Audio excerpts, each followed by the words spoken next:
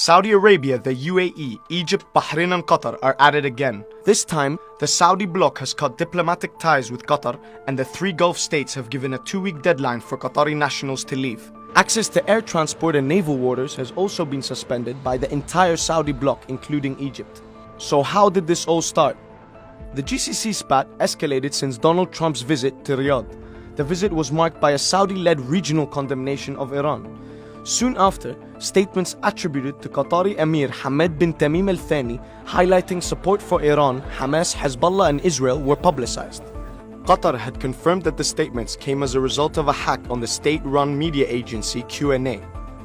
However, the Saudi bloc was quick to react as an outpour of criticism and media censorship ensued.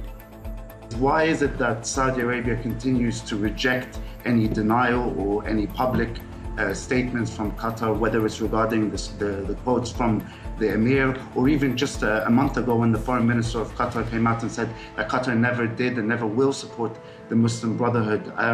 Why is it that the Qatari position is so much, public position is so much aligned with Riyadh, yet Riyadh's public position seems to always counter that? The Saudi bloc has officially accused Qatar of harboring a multitude of terrorist and sectarian groups that aim to create instability in the region. But is that really what is going on?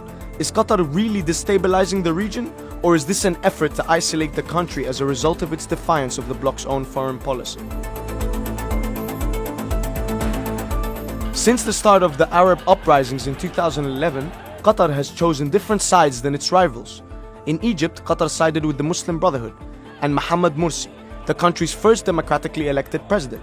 Meanwhile, the UAE and Saudi Arabia sided with Egypt's military regime. This was proven again last weekend after leaked emails of UAE ambassador to Washington showed direct support to the popular coup in Egypt. The leak also uncovered the UAE's close relationship with a pro-Israeli think tank, as well as efforts to tarnish Qatar's image and a role in Turkey's failed coup last year.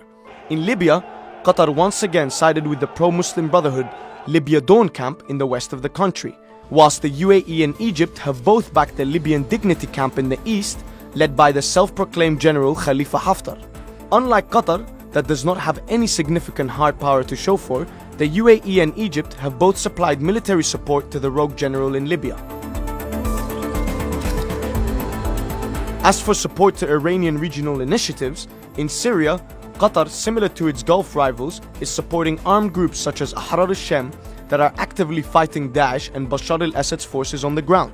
In Yemen, today Qatar has been outrageously accused of supporting Iranian-backed Houthi rebels. Yet Qatar has been part of the Saudi-led coalition and has sent soldiers to protect Saudi Arabia's southern border. Meanwhile, Egypt, the country with the largest army in the Arab world, and Saudi Arabia's staunch ally, has not sent any soldiers to Yemen. Qatar even extradited the political dissident to Saudi Arabia on the same day it was accused of being pro-Iranian. But Qatar does rely on Iran due to its need to transport its oil and gas through the Gulf of Aden. Thus, Qatar has pushed for a less aggressive stance on Iran, but there is no evidence that it has supported, armed, or funded any of its proxies. This is not the first time the Gulf Cooperation Council has had overt disagreements over foreign policy, but it seems this has gotten out of hand as a Saudi official has directly threatened the Qatari Emir of sharing the same fate of Mohammed Morsi, who was toppled in 2013. So how far will this spat go? Stay tuned as more of the GCC row unfolds in the next few days.